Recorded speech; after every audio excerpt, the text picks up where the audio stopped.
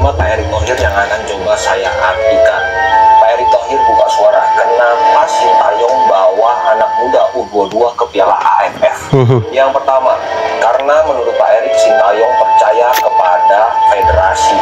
Itu bisa diartikan berarti federasi itu punya agenda.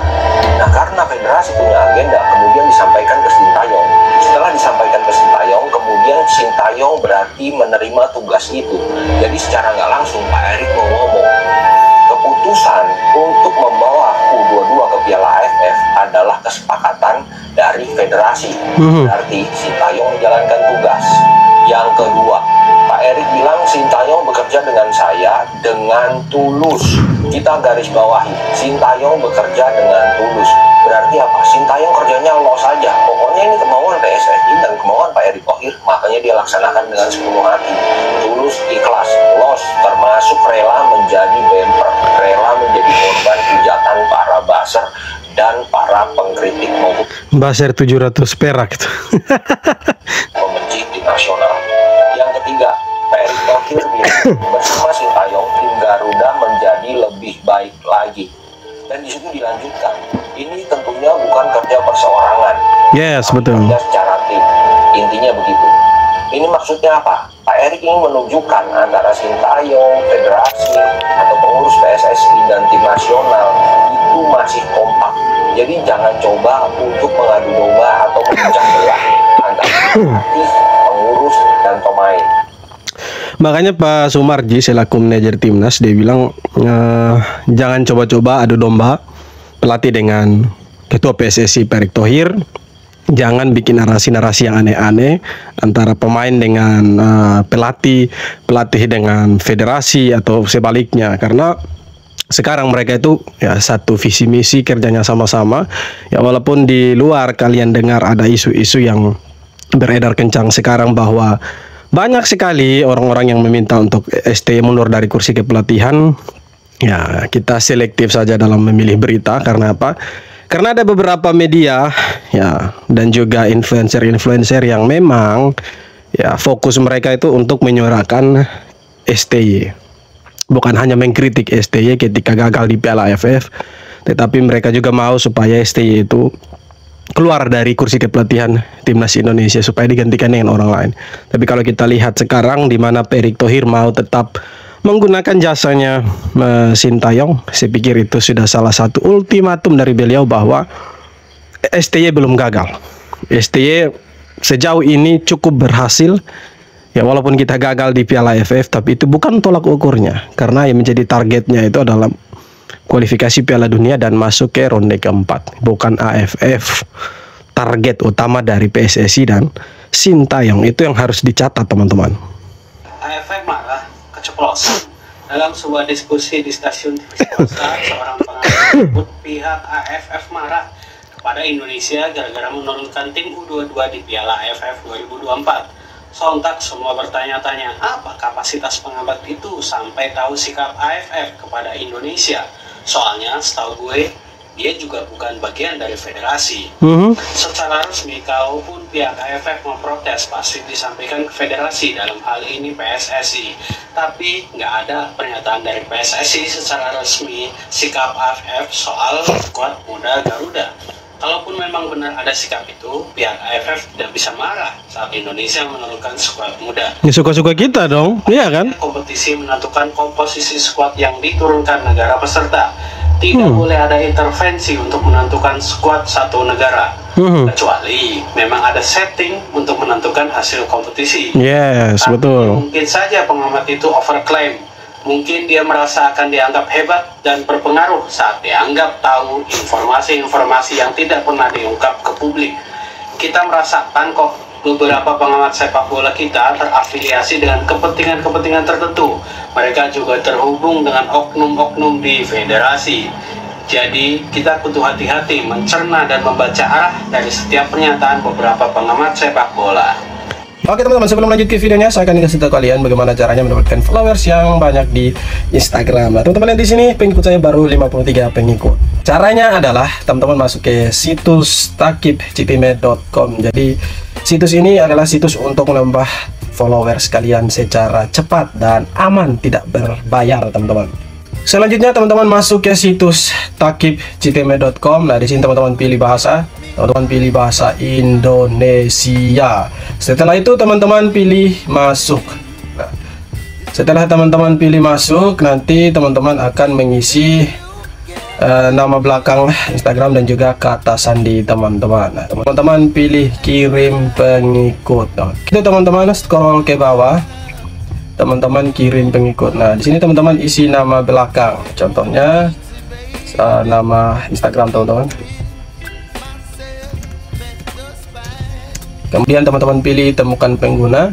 Nah, setelah itu teman-teman tinggal mengklik awal. Nah, di sini teman-teman pilih saja awal. Nah, di sini dalam waktu 120 detik teman-teman akan mendapatkan 75 pengikut. Nah, di sini 111 detik pengikut yang saya dapatkan sudah 7 pengikut.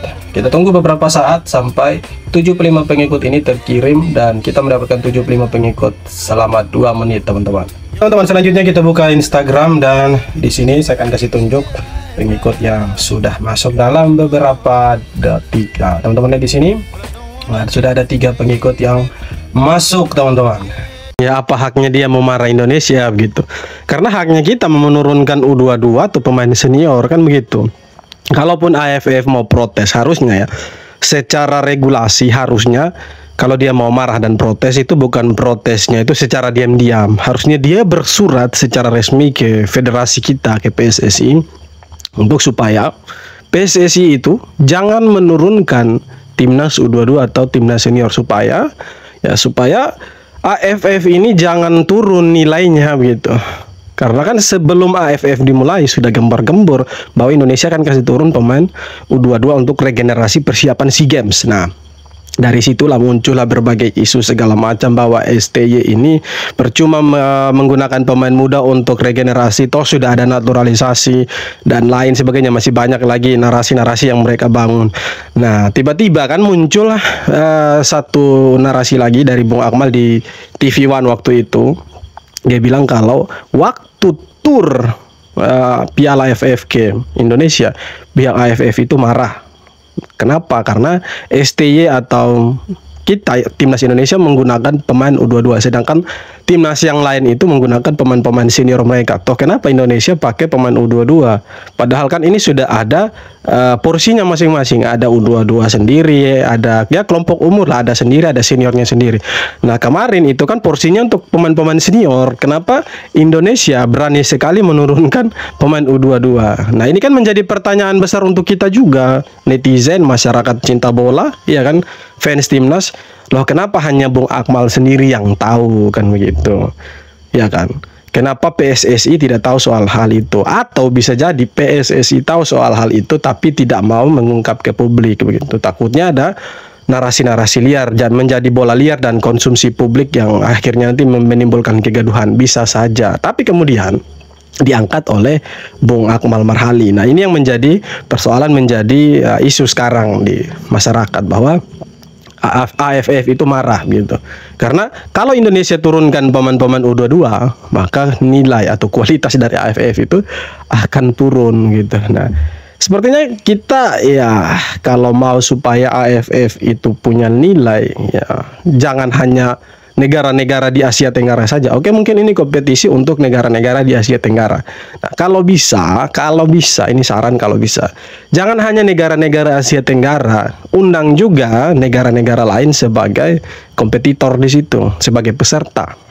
Supaya apa? Nilai dari atau market value, harga jualnya AFF ini lebih bagus lagi, lebih meningkat lagi. Ya, kalau bisa setaralah dengan AFC gitu atau Piala Asia.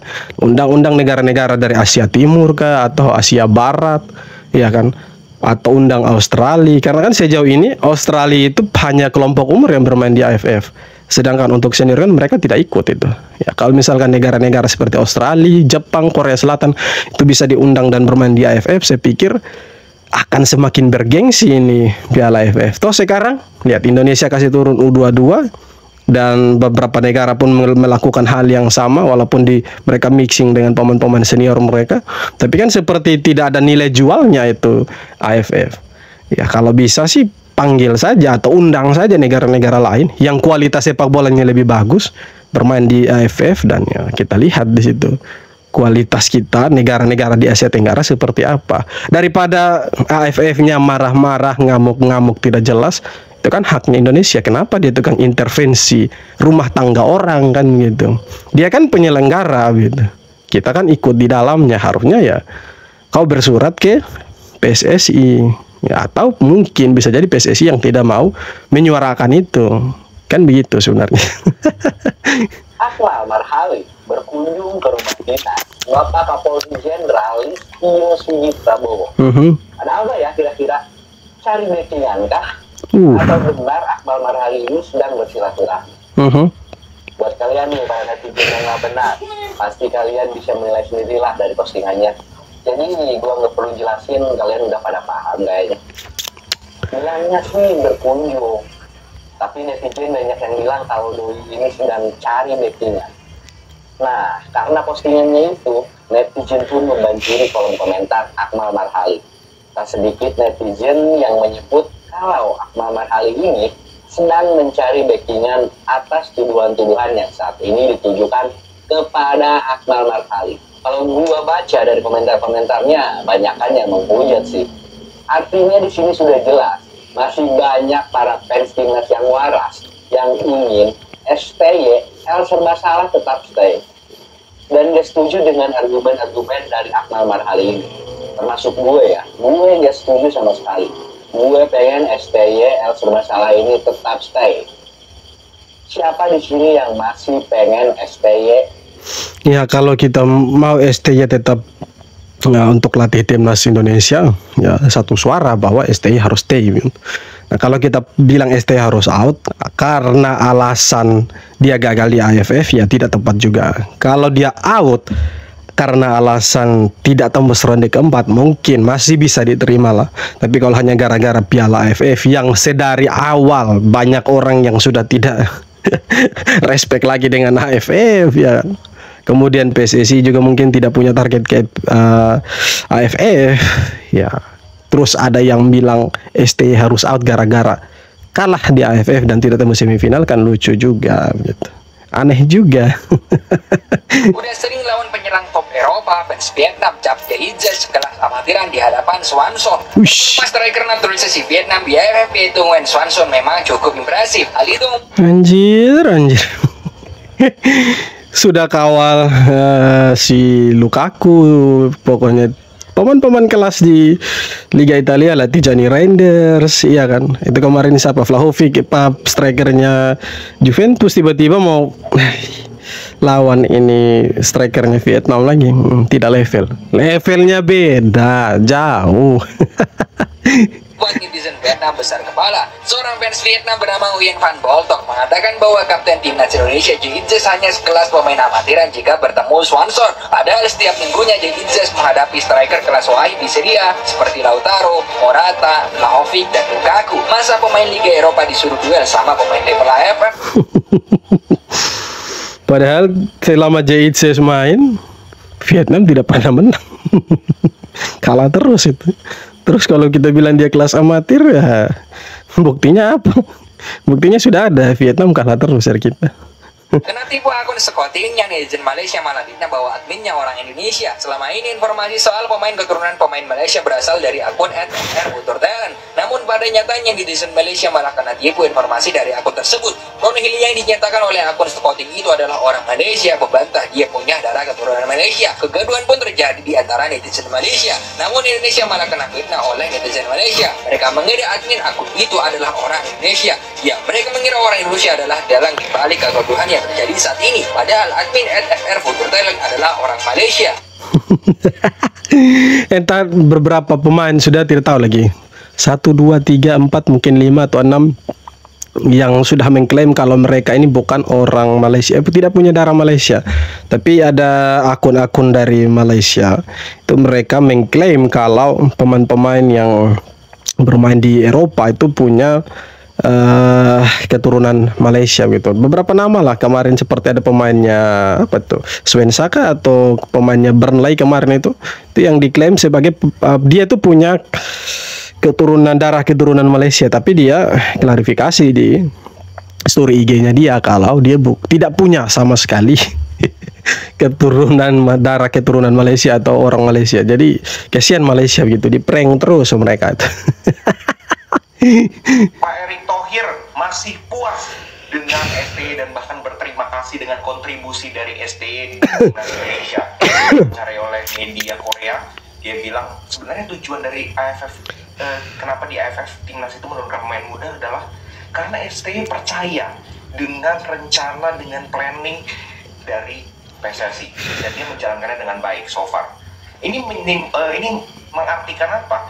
Ya artinya adalah selama PSSI, selama terutama Pak Erick Thohir masih percaya, masih puas dengan kinerja STY, baik secara hasil maupun secara permainan, secara overall, maka mau bagaimanapun respon dari publik, kita sebagai netizen mau ngomong STY out, STY out, STY out, itu tidak akan terjadi. Betul. Yang bayar STY, yang gaji STY itu PSSI, bukan kita netizen. Jadi suara kita itu tidak akan berpengaruh ketika dari PSSI ya, terutama dari Pak Erick Thohir masih menyatakan mendukung STY. Sebaliknya, mau kita bilang stay mau gimana pun, tapi Pak Erick Thohir bilang Anda tidak memenuhi target, kita cut, kita pecat. Kita bisa apa? Nah, kembali lagi, jadinya keputusan terkait dengan STY out maupun STY in, STY ya kita serahkan saja kepada PSSI, karena mereka lah yang punya mandat untuk bisa menentukan STY atau STY out. Kita boleh-boleh aja menyuruhkan kita dukung STY atau apa, tapi jangan terlalu dipaksakan ketika apa yang kita suarakan tidak sesuai dengan apa yang terjadi. Ya, suara netizen saja belum tentu didengar, apalagi hashtag Erick Thohir out atau Sintayong out, itu semakin tidak didengar itu. Semakin tenggelam itu nanti itu. Jadi sudahlah, jangan pusingkan dengan tagar-tagar seperti itu. Kita fokus saja dukung timnas supaya timnas bisa buat prestasi lebih banyak lagi. Kita dukung Erick Thohir untuk tetap ya membenahi PSSI supaya lebih bagus dari sebelum-sebelumnya, supaya tidak ada lagi ya mafia-mafia di dalam, brontos-brontos yang coba-coba untuk merusak PSSI. Ya semoga itu diberantas habis lah, supaya PSSI ini ya jangan ada keterlibatan dengan mafia-mafia lah, supaya kita lebih menikmati sepak bola kita. Oke teman-teman, jadi itu dia beberapa video tanggapan dan komentar dari netizen soal sepak bola kita, dan ya seperti apa tanggapan kalian, silahkan tulis kolom komentar, dan terima kasih banyak sudah nonton video sampai akhir. Kita jumpa lagi di video-video berikutnya. Hormat.